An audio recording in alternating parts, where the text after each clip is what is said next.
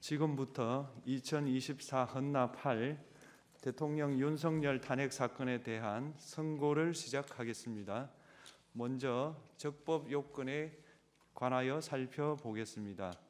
이 사건 계엄 선포가 사법심사의 대상이 되는지에 관하여 보겠습니다.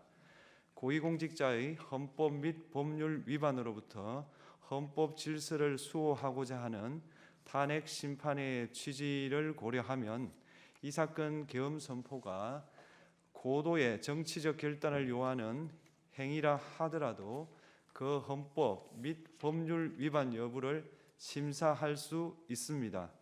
국회 법사의 조사 없이 이 사건 탄핵 소추안을 의결한 점에 대하여 보겠습니다. 헌법은 국회의 소추 절차를 입법에 맡기고 있고 국회법은 법사위 조사 여부를 국회의 재량으로 규정하고 있습니다. 따라서 법사위의 조사가 없었다고 하여 탄핵 소추 의결이 부적법하다고 볼 수 없습니다.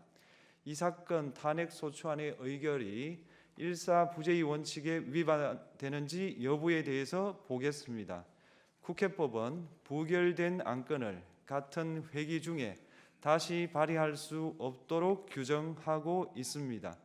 피청구인에 대한 1차 탄핵소추안이 제418회 정기회 회기에 투표 불성립되었지만 이 사건 탄핵소추안은 제419회 임시회 회기 중에 발의되었으므로 일사부재의 원칙에 위반되지 않습니다. 한편 이에 대해서는 다른 회기에도 탄핵소추안의 발의 횟수를 제한하는 입법이 필요하다는 재판관 정형식의 보충 의견이 있습니다. 이 사건 계엄이 단시간 안에 해제되었고 이로 인한 피해가 발생하지 않았으므로 보호 이익이 헌결되었는지 여부에 대해서 보겠습니다. 이 사건 계엄이 해제되었다고 하더라도 이 사건 계엄으로 인하여 이 사건 탄핵 사유는 이미 발생하였으므로 심판의 이익이 부정된다고 볼 수 없습니다.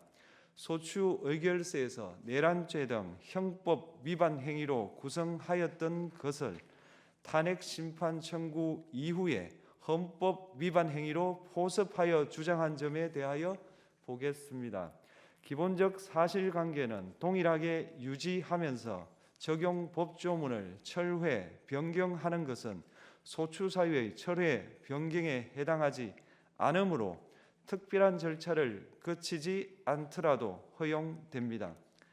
피청구인은 소추 사유에 내란죄 관련 부분이 없었다면 의결 정족수를 충족하지 못하였을 것이라고 주장하지만 이는 가정적 주장에 불과하며 객관적으로 뒷받침할 만한 근거도 없습니다. 대통령의 지위를 탈취하기 위하여 탄핵 소추권을 남용하였다는 주장에 대하여 보겠습니다.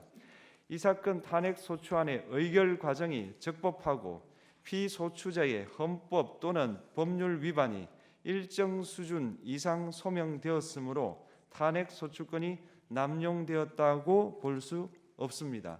그렇다면 이 사건 탄핵 심판 청구는 적법합니다. 한편 증거법칙과 관련하여 탄핵 심판 절차에서 형사소송법상 전문법칙을 완화하여 적용할 수 있다는 재판관 이미선, 김형두의 보충 의견과 탄핵 심판 절차에서 앞으로는 전문법칙을 보다 엄격하게 적용할 필요가 있다는 재판관 김복형, 조한창의 보충 의견이 있습니다. 다음으로 피청구인이 직무집행에 있어 헌법이나 법률을 위반하였는지 피청구인의 법 위반 행위가 피청구인을 파면할 만큼 중대한 것인지에 관하여 살펴보겠습니다. 우선 소추 사유별로 살펴보겠습니다. 1. 이 사건 계엄 선포에 관하여 보겠습니다. 헌법 및 계엄법에 따르면 비상계엄 선포의 실체적 요건 중 하나는 전시, 사변 또는 이에 준하는 국가 비상사태로 저가 교전 상태에 있거나 사회 질서가 극도로 교란되어 행정 및 사법 기능의 수행이 현저히 곤란한 상황이 현실적으로 발생하여야 한다는 것입니다. 피청구인은 야당이 다수 의석을 차지한 국회의 이례적인 탄핵소추 추진, 일방적인 입법권 행사 및 예산 삭감 시도 등의 전횡으로 인하여 위와 같은 중대한 위기 사항이 발생하였다고 주장합니다. 피청구인의 취임 후 이 사건 계엄 선포 전까지 국회는 행안부 장관, 검사, 방통위위원장, 감사원장 등에 대하여 총 22건의 탄핵소추안을 발의하였습니다. 이는 국회가 탄핵소추 사유의 위헌, 위법성에 대해 숙고하지 않은 채 법 위반의 의혹에만 근거하여 탄핵심판 제도를 정부에 대한 정치적 압박 수단으로 이용하였다는 우려를 낳았습니다. 그러나 이 사건 계엄 선포 당시에는 검사 1인 및 방통위위원장에 대한 탄핵 심판 절차만이 진행 중이었습니다. 피청구인이 야당이 일방적으로 통과시켜 문제가 있다고 주장하는 법률안들은 피청구인이 제의를 요구하거나 공포를 보류하여 그 효력이 발생되지 않은 상태였습니다. 2025년도 예산안은 2024년 예산을 집행하고 있었던 이 사건 계엄 선포 당시 상황에 어떠한 영향을 미칠 수 없고 위 예산안에 대하여 국회 예결특위의 의결이 있었을 뿐 본회의의 의결이 있었던 것도 아닙니다. 따라서 국회의 탄핵소추, 입법, 예산안 심의 등의 권한 행사가 이 사건 계엄 선포 당시 중대한 위기 상황을 현실적으로 발생시켰다고 볼 수 없습니다. 국회의 권한 행사가 위법, 부당하더라도 헌법재판소의 탄핵 심판, 피청구인의 법률안 제의 요구 등 평상시 권력 행사 방법으로 대처할 수 있으므로 국가 긴급권의 행사를 정당화할 수 없습니다. 피청구인은 부정선거 의혹을 해소하기 위하여 이 사건 계엄을 선포하였다고도 주장합니다.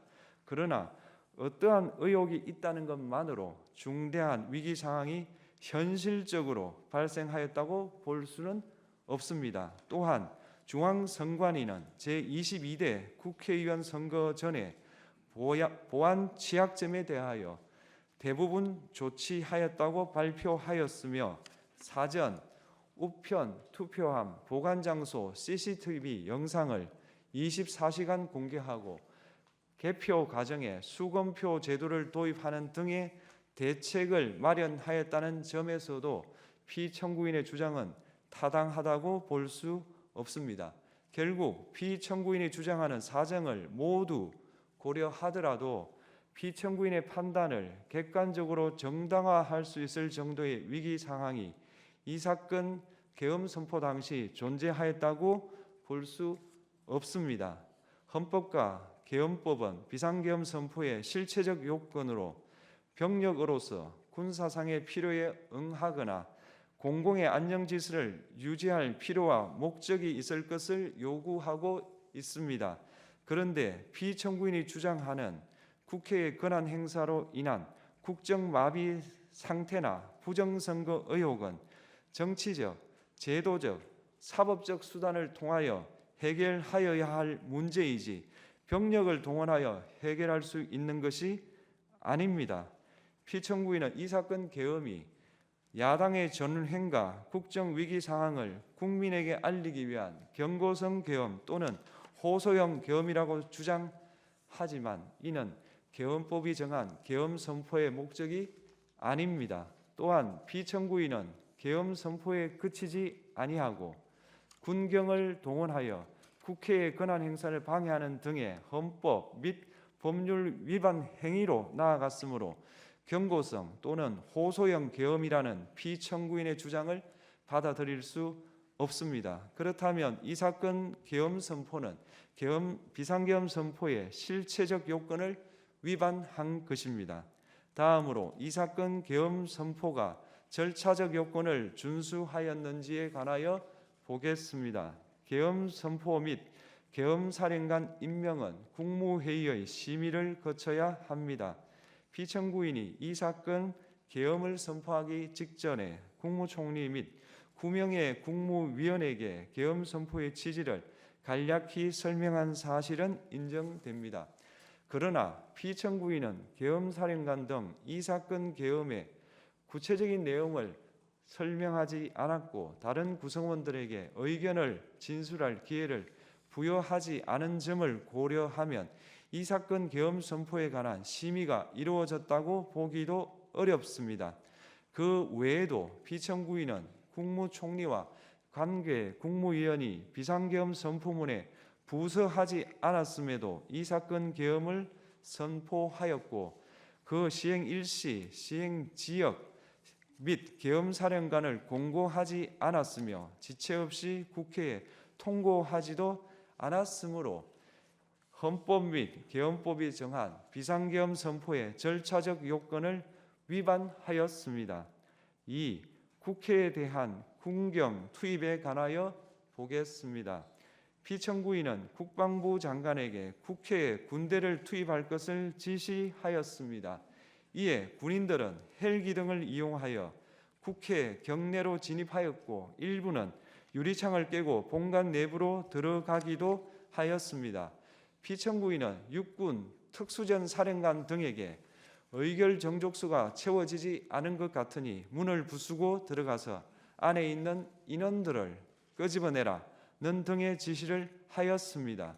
또한 피청구인은 경찰청장에게 계엄사령관을 통하여 이 사건 포고령의 내용을 알려주고 직접 6차례 전화를 하기도 하였습니다. 이에 경찰청장은 국회 출입을 전면 차단하도록 하였습니다. 이로 인하여 국회로 모이고 있던 국회의원들 중 일부는 담장을 넘어가야 했거나 아예 들어가지 못하였습니다. 한편 국방부 장관은 필요시 체포할 목적으로 국군 방첩사령관에게 국회의장, 각 정당 대표 등 14명의 위치를 확인하라고 지시하였습니다. 피청구인은 국가정보원 1차장에게 전화하여 국군 방첩사령부를 지원하라고 하였고 국군 방첩사령관은 국가정보원 1차장에게 위 사람들에 대한 위치 확인을 요청하였습니다. 이와 같이 피청구인은 군경을 투입하여 국회의원의 국회 출입을 통제하는 한편 이들을 끌어내라고 지시함으로써 국회의 권한 행사를 방해하였으므로 국회에 계엄 해제 요구권을 부여한 헌법 조항을 위반하였고 국회의원의 심의 표결권, 불체포 특권을 침해하였습니다. 또한 각 정당의 대표 등에 대한 위치 확인 시도에 관여함으로써 정당 활동의 자유를 침해하였습니다. 피청구인은 국회의 권한 행사를 막는 등 정치적 목적으로 병력을 투입함으로써 국가 안전보장과 국토방위를 사명으로 하여 나라를 위해 봉사하여 온 군인들이 일반 시민들과 대치하도록 만들었습니다. 이에 피청구인은 국군의 정치적 중립성을 침해하고 헌법에 따른 국군 통수 의무를 위반하였습니다. 3. 이 사건 포고령 발령에 관하여 보겠습니다. 피청구인은 이 사건 포고령을 통하여 국회, 지방의회, 정당의 활동을 금지함으로써 국회에 계엄 해제 요구권을 부여한 헌법조항, 정당 제도를 규정한 헌법조항, 대의민주주의 권력분리 원칙을 위반하였습니다. 비상계엄 하에서 기본권을 제한하기 위한 요건을 정한 헌법 및 계엄법 조항, 영장주의를 위반하여 국민의 정치적 기본권, 단체 행동권, 직업의 자유를 침해하였습니다. 4. 중앙선관위에 대한 압수수색에 관하여 보겠습니다. 피청구인은 국방부 장관에게 병력을 동원하여 선관위의 전산 시스템을 점검하라고 지시하였습니다. 이에 따라 중앙선관위 청사에 투입된 병력은 출입 통제를 하면서 당직자들의 휴대전화를 압수하고 전산 시스템을 촬영하였습니다. 이는 선관위에 대하여 영장 없이 압수수색을 하도록 하여 영장주의를 위반한 것이자 선관위의 독립성을 침해한 것입니다. 5. 법조인에 대한 위치 확인 시도에 관하여 보겠습니다. 앞서 말씀드린 바와 같이 피청구인은 필요시 체포할 목적으로 행해진 위치 확인 시도에 관여하였는데 그 대상에는 퇴임한 지 얼마 되지 않은 전 대법원장 및 전 대법관도 포함되어 있었습니다. 이는 현직 법관들로 하여금 언제든지 행정부에 의한 체포 대상이 될 수 있다는 압력을 받게 함으로 사법권의 독립을 침해한 것입니다. 지금까지 살펴본 피청구인의 법 위반 행위가 피청구인을 파면할 만큼 중대한 것인지 관하여 보겠습니다. 피청구인은 국회와의 대립상황을 타개할 목적으로 이 사건 계엄을 선포한 후 군경을 투입시켜 국회의 헌법상 권한 행사를 방해함으로써 국민 주권주의 및 민주주의를 부정하고 병력을 투입시켜 중앙선관위를 압수수색하도록 하는 등 헌법이 정한 통치구조를 무시하였으며 이 사건 포고령을 발령함으로써 국민의 기본권을 광범위하게 침해하였습니다. 이러한 행위는 법치국가 원리와 민주국가 원리의 기본 원칙들을 위반한 것으로 그 자체로 헌법 질서를 침해하고 민주공화정의 안정성에 심각한 위해를 끼쳤습니다. 한편 국회가 신속하게 비상계엄 해제 요구를 결의할 수 있었던 것은 시민들의 저항과 군경의 소극적인 임무 수행 덕분이었으므로 이는 피청구인의 법 위반에 대한 중대성 판단에 영향을 미치지 않습니다. 대통령의 권한은 어디까지나 헌법에 의하여 부여받은 것입니다.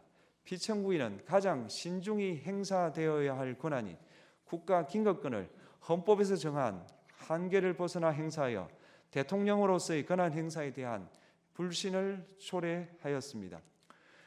피청구인이 취임한 이래 야당이 주도하고 이례적으로 많은 탄핵 소추로 인하여 여러 고위공직자의 권한 행사가 탄핵 심판 중 정지되었습니다. 2025년도 예산안에 관하여 헌정사상 최초로 국회 예산결산특별위원회에서 정액 없이 감액에 대해서만 야당 단독으로 의결하였습니다. 피청구인이 수립한 주요 정책들은 야당의 반대로 시행될 수 없었고 야당은 정부가 반대하는 법률안들을 일방적으로 통과시켜 피청구인의 제의 요구와 국회의 법률안 의결이 반복되기도 하였습니다. 그 과정에서 피청구인은 야당의 전횡으로 국정이 마비되고 국익이 현저히 저해되어 가고 있다고 인식하여 이를 어떻게든 타개하여야만 한다는 막중한 책임감을 느끼게 되었을 것으로 보입니다. 피청구인이 국회의 권한 행사가 권력 남용이라거나 국정 마비를 초래하는 행위라고 판단한 것은 정치적으로 존중되어야 합니다. 그러나 피청구인과 국회 사이에 발생한 대립은 일방의 책임에 속한다고 보기 어렵고 이는 민주주의 원리에 따라 해소되어야 할 정치의 문제입니다. 이에 관한 정치적 견해의 표명이나 공적 의사결정은 헌법상 보장되는 민주주의와 조화될 수 있는 범위에서 이루어져야 합니다. 국회는 소수 의견을 존중하고 정부와의 관계에서 관용 그리고 자제를 전제로 대화와 타협을 통하여 결론을 도출하도록 노력하였어야 합니다. 피청구인 역시 국회의 대표인 국회를 협치의 대상으로 존중하였어야 합니다. 그럼에도 불구하고 피청구인은 국회를 배제의 대상으로 삼았는데 이는 민주정치의 전제를 허무는 것으로 민주주의와 조화된다고 보기 어렵습니다.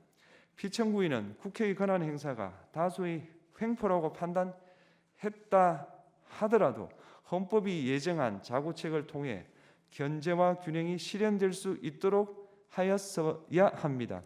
피청구인은 취임한 때로부터 약 2년 후에 치러진 국회의원 선거에서 피청구인이 국정을 주도하도록 국민을 설득할 기회가 있었습니다. 그 결과가 피청구인의 의도에 부합하지 않더라도 야당을 지지한 국민의 의사를 배제하려는 시도를 하여서는 안 되었습니다. 그럼에도 불구하고 피청구인은 헌법과 법률을 위반하여 이 사건 계엄을 선포함으로써 국가 긴급권 남용의 역사를 재현하여 국민을 충격에 빠뜨리고 사회, 경제, 정치, 외교 전 분야의 혼란을 야기하였습니다. 국민 모두의 대통령으로서 자신을 지지하는 국민을 초월하여 사회 공동체를 통합시켜야 할 책무를 위반하였습니다. 군경을 동원하여 국회 등 헌법기관의 권한을 훼손하고 국민의 기본적 인권을 침해함으로써 헌법소의 책무를 저버리고 민주공화국의 주권자인 대한국민의 신임을 중대하게 배반하였습니다. 결국 피청구인의 위법 행위는 국민의 신임을 배반한 것으로 헌법소의 관점에서 용납될 수 없는 중대한 법 위반 행위에 해당합니다. 피청구인의 법 위반 행위가 헌법 질서에 미친 부정적 영향과 파급 효과가 중대하므로 피청구인을 파면함으로써 얻는 헌법소의 이익이 대통령 파면에 따르는 국가적 손실을 압도할 정도로 크다고 인정됩니다. 이에 재판관 전원의 일치된 의견으로 주문을 선고합니다. 탄핵 사건이므로 선고 시각을 확인하겠습니다. 지금 시각은 오전 11시 22분입니다. 주문, 피청구인 대통령 윤석열을 파면한다. 마치겠습니다.